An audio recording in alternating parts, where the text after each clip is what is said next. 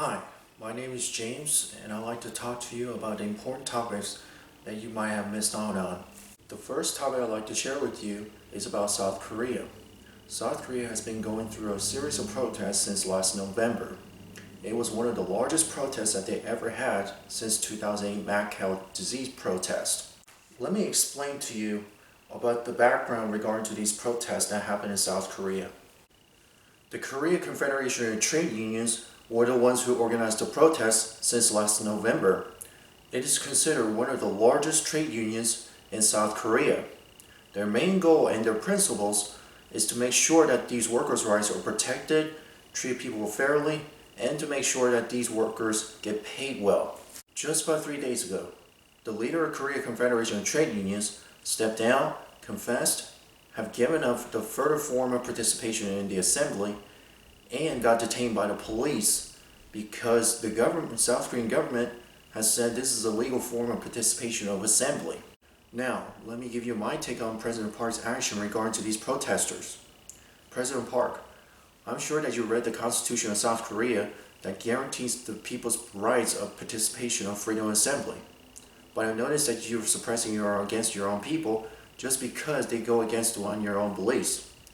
My question to you is, why are you suppressing against your own people? Why would you do that? Just because someone is against your own beliefs, that means you have to change your attitude and behavior on your public policy making decisions. So why would you, obviously in the world, would you do that to suppress against your own people? Are you stupid? President Park, you're such a worthless and countless president I've ever seen in my entire life. You will go down in history as one of the worst female presidents of South Korea and one of the most brutal dictators in South Korea. You will not suppress against your own people regarding to their people's rights. That's an automatic offense on human rights violation. You will get punished for your actions and what you've done to these people. These workers are important assets to the economy, President Park. But in order to get a thriving economy and to get profits for the businesses, you must make sure that these workers' rights are protected, treated fairly, and get well paid. So stop supporting wealthy businesses or conglomerates or such as known as chaebol and start supporting these working class families. It's not that hard, President Park. So start negotiating with these workers and make sure that these workers are treated fairly. That's all what the people of South Korea wants. That's what I want as well. But you're suppressing against your own people just because they go against your own beliefs. It's a shame on you, President Park. Shame on you. All these workers want, President Park, is to have peace and prosperity within the region. If they told you that if there's a problem within the workforce, you absolutely have to change them. That's all you have to do. That's how you make the world a better place than it ever can be. So please change your attitudes and make sure that these workers are protected, President Park. President Park, I noticed that you refer to these protesters as ISIS terrorist groups. Are you serious? Are you kidding me? You better get off your seat in the office and get out of the Chomade area. It is unacceptable that you refer to these protesters as ISIS. Just because they're wearing a mask does not mean you refer to them as terrorist groups. It is ridiculous that you're calling them a terrorist group, President Park. Did you not know that the Supreme Court of South Korea have just recently ruled in 2008 that banning wearing a mask from the people is actually unconstitutional? That means people have the right to wear a mask. Whether it's a anonymous type of group of masks that they wear because they obviously go against your belief. They have the right to actually protest wearing these masks. So why are you continuously violating the people's civil liberties out there? It is just unimaginable and is unacceptable, and you are totally worthless. It's a madness that you're trying to continuously vigorously violating the people's rights out there. It is unacceptable, President Park. You're obviously breaking my heart. The second topic I want to talk about is about education in South Korea. As you may have noticed or not, South Korea decided to implement a state-issued textbooks in 2017. What the state-issued textbook does is actually trying to get rid of any biases within any other issued textbooks. Now, President Park, I noticed that you want to get rid of any biases out there so that way we can make the world a better place than it could be. But if you did not notice, if you make a state-issued textbook throughout the entire country of South Korea, did you not notice it actually creates more bias than it ever has to be? Have you noticed that? If the government is starting to issue you a state-issued textbooks, then it's going to create more bias than it ever has. A lot of people wants to get rid of biases so that way they could prevent from biases from happening and make sure that people don't have any type of different views on it. But why history exists? Why history textbook exists out there? Is to have many different political views and different types of opinions so that way we can make sure that which one is right and which one is wrong. But President Park, you're actually making it much more worse than it ever can be. Teachers, professors out there in South Korea are actually condemning on you for these actions. You better make sure that obviously you better change your attitude on this, President Park.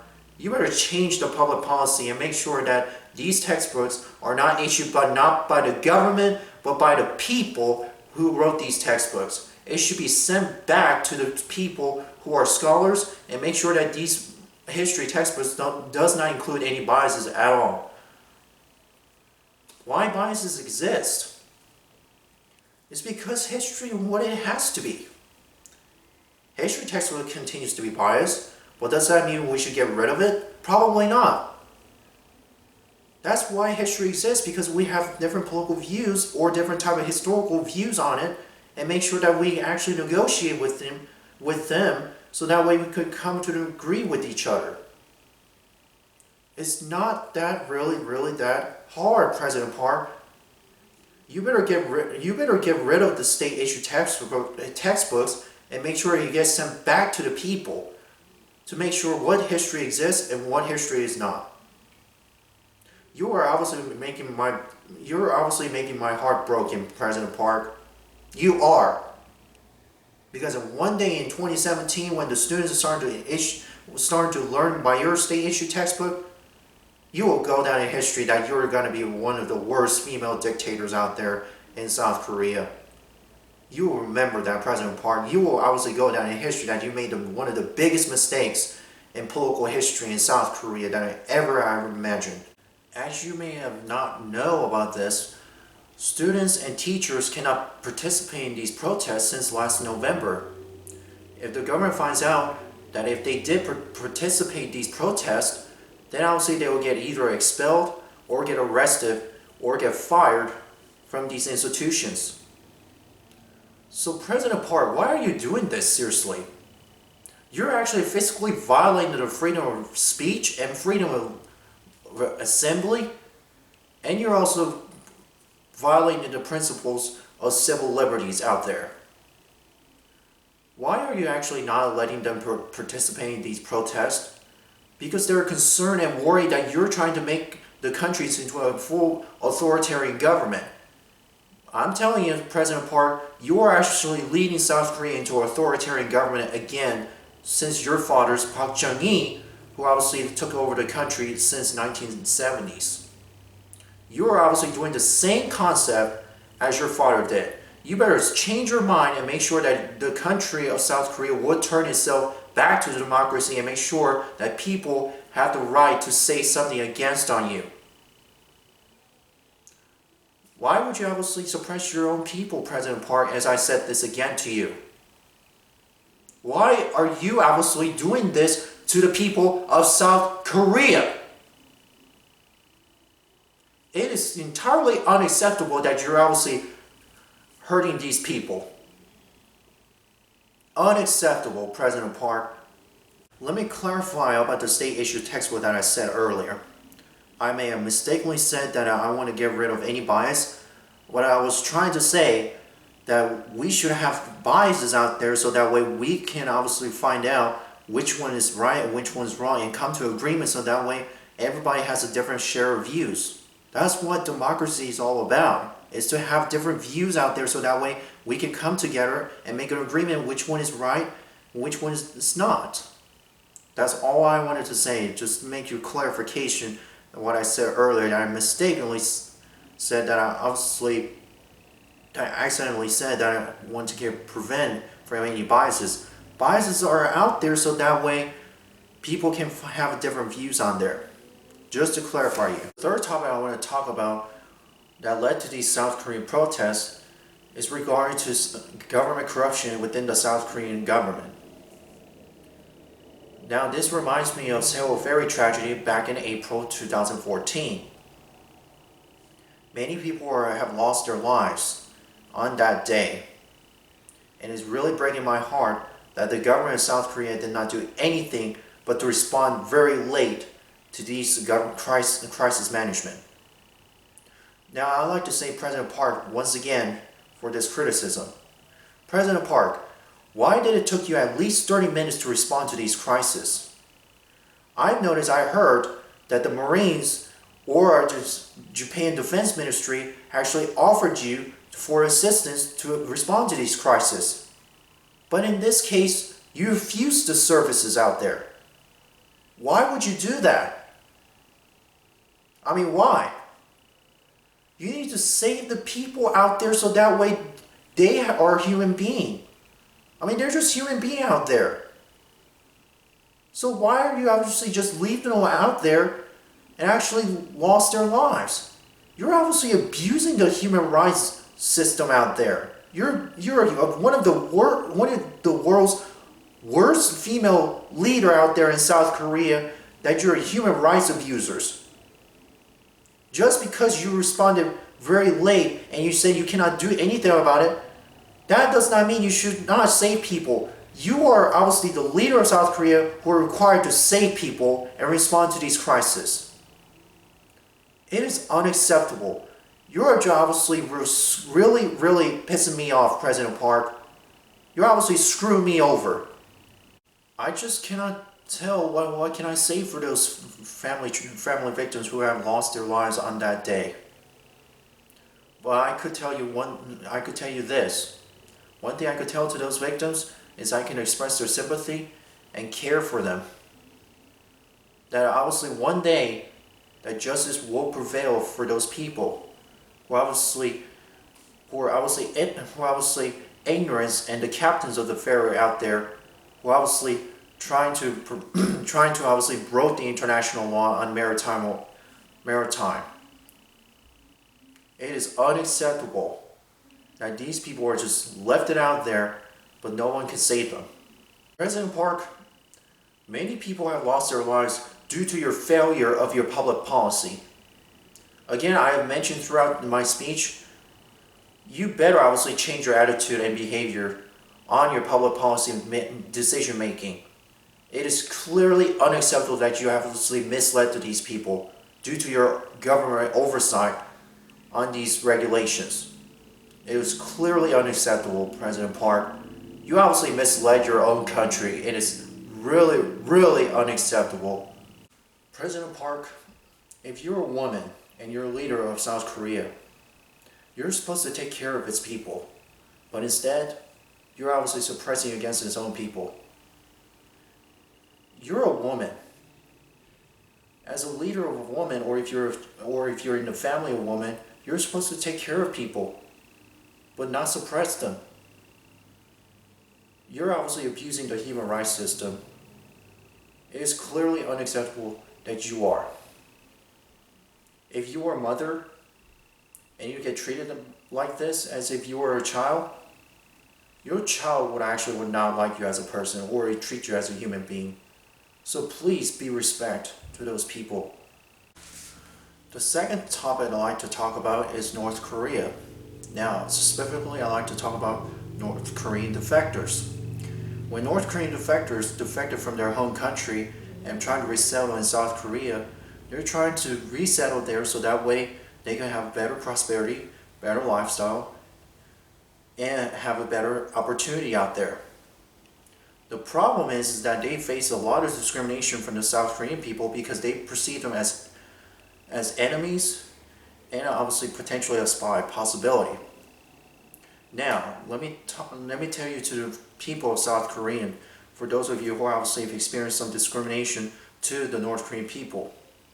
My question to you is, why are you giving them a hard time for trying to resettle there in South Korea because they want to have a better lifestyle and better economic opportunities there? Why is it? Why are you obviously treat them so differently than your counterparts are? I mean, why? Is it because they look different than you? To me, I don't see them as a different person. They're the same Koreans as South Koreans are. But the problem is that the South Korean people are actually discriminating against North Koreans. Did you not know that obviously North Korean defectors have actually potentially suicide in the last couple of years? Suicide rates for North Korean defectors have actually continuously rising. It's in the same par level as when South Korean people were actually suiciding. So the thing is, here's my question to you is, why are you obviously treating them differently? There is no difference. They're all human beings like you are. So I would say that the only thing that you could obviously potentially solve the problem is actually treat them with respect. Please, treat them with respect and dignity and sympathy for them and care.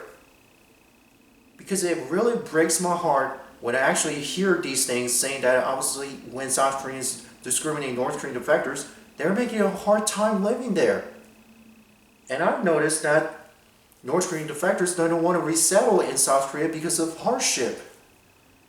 More hardship and more discrimination potentially leads them to go to other countries to actually resettle. I don't understand why.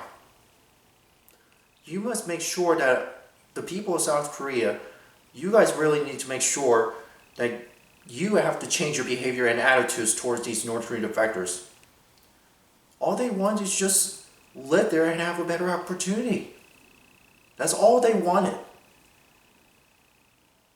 The second thing I want to talk about in North Korea is obviously regarding to North Korean defectors is about foreign policy, especially North Korea. Now, I'd like to say to President Park again. President Park, my question to you is, why are you obviously not taking a hard stance or taking pressurizing towards China regarding to these North Korean defectors? Why is that?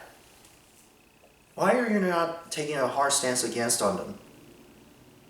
You must pressurize China to actually stop the repatriation from the North Korean defectors.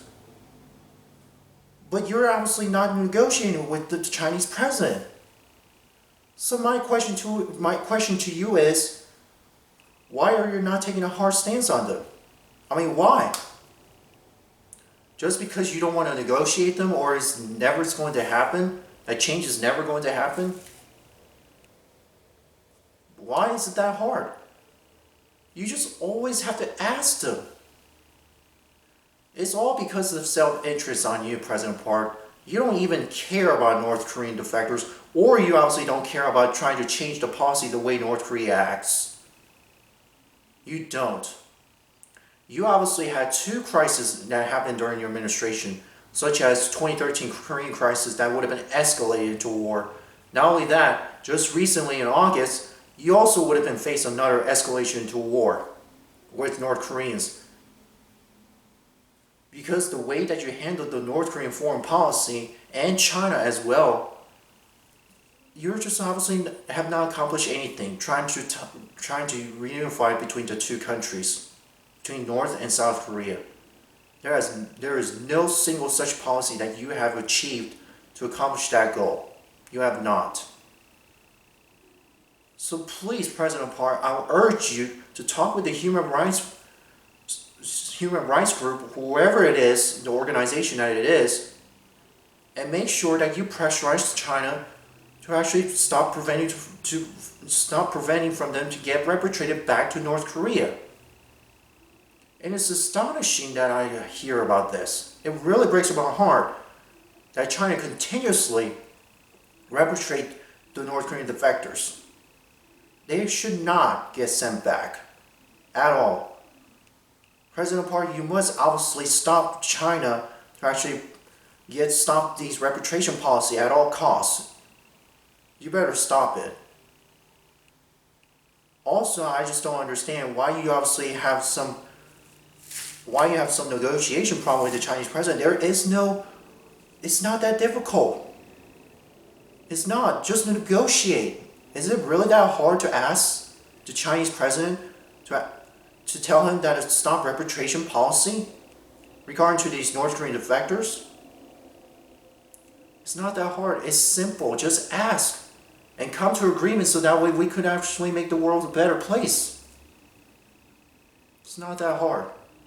President Park, are you nervous or are you afraid to talk with the Chinese president? I noticed that some of your speeches you actually spoke in Chinese. So if you actually do speak in Chinese, then you should be able to communicate with them very well. But I'm just noticed that you are not doing what your counterparts are trying to do. It is clearly unacceptable that you're not trying to bring foreign policy into a great accomplishment in the Northeast Asian foreign policy. Your foreign policy is such a mess that obviously you have not achieved anything. Now regarding to the inter-Korean relations, you have not achieved anything. Lastly, I want to talk about North Korean issues that I forgot to mention about North Korea. Just recently, North Korea have voted against the UN resolution for human rights violation. Second, as you may have heard, North Korea's possibility, not sure if this is official or not, they're trying to have the capability of trying to make a hydrogen bomb out there. Third, I may not know about this, but 9 North Korean defectors who are trying to defect out of the country have been sent back and repatriated to China, and possibly we may never know. I'm assuming, but I'm not sure what they are, possibly back to their home country. It is really clearly unacceptable that these North Korean defectors are repatriated back without listening to North Korean human rights activists out there. It is clearly unacceptable. Now, let me talk to you about my conclusion. For those of you who are protesters out there, continue to fight what you believe in, because you can restore the freedom, liberty, and justice to get back on track where democracy where it's founded for. Lastly, the third topic, the final topic I want to talk about today is regarding to U.S. foreign policy, especially the growing threats of ISIS. Now, as you have known that previously we had ISIS has been attacked recently in Paris. Many people have lost their lives. It's because obviously our foreign policy is such a mess because how we actually acted. I'd like to say some few things about our President of the United States. Our President should have not withdrawn our troops out of Iraq or Afghanistan, because that would have been prevented from growing ISIS. But unfortunately, our President decided to take this action and try to withdraw the troops so that way he could win the presidency in 2012. It is clearly unacceptable that our President took the wrong initial actions to make sure that we actually withdraw the troops so that way we don't have any war. Well, Mr. President, our wars continues to actually continue to be fight against the global war on terrorism. You obviously not achieved anything. War cannot be prevented. Sometimes it can, sometimes it won't. There is no collective solution ideas out there right now. Now you may obviously criticize me on this, but I respect your actions regarding to it. But still, our foreign policy is such a mess because by your actions.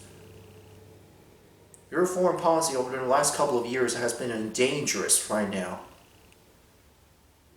Because if we would have not withdrawn the troops in Iraq, we would have not been in the difficult situation where we have been.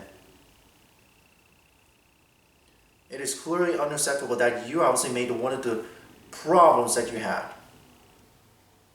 It's such a mess that you have created, and now we're going to have to continue to fight our war efforts that we had for the last decade. And it's going to continue the war efforts in the Middle East.